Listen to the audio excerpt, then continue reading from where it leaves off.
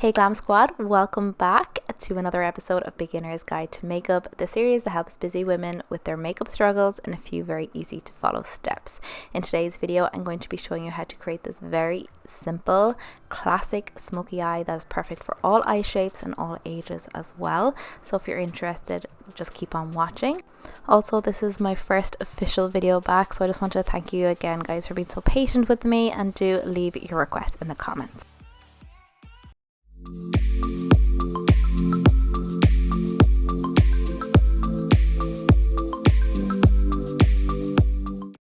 For this lesson, you'll need two types of brushes. A flat, dense brush like this one is just really good for packing on color and also blending out your liner.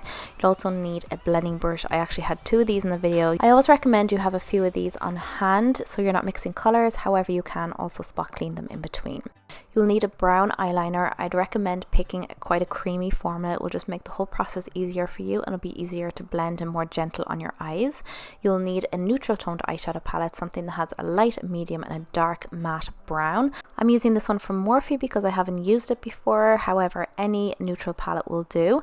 I know a lot of you purchased the Beauty Bay palette, so you could also use this palette for this look.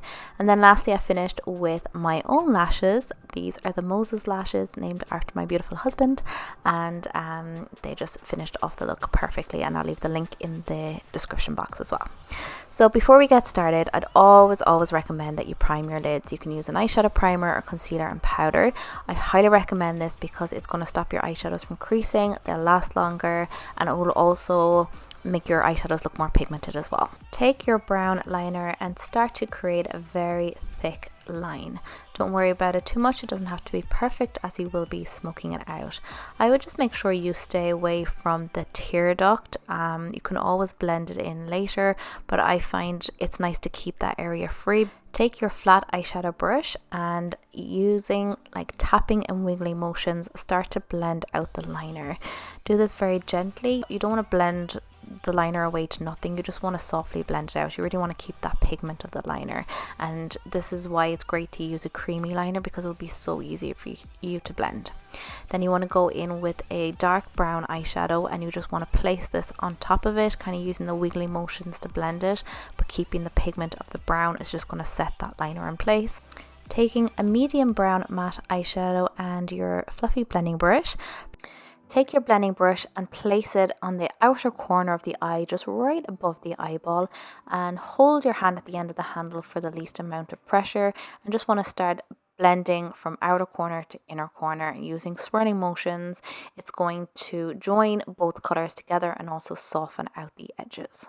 At this point, it's okay to bring the color into the inner corner because it's just going to be blending out whatever is left on the brush, so it's not going to be too heavy. At the end, you could always go back in with a cream or a champagne color just to add a bit of brightness back to the look and help open up the eyes. Using your brown liner, start to line the waterline. I like to wait till the end for this process just in case my eyes start to run.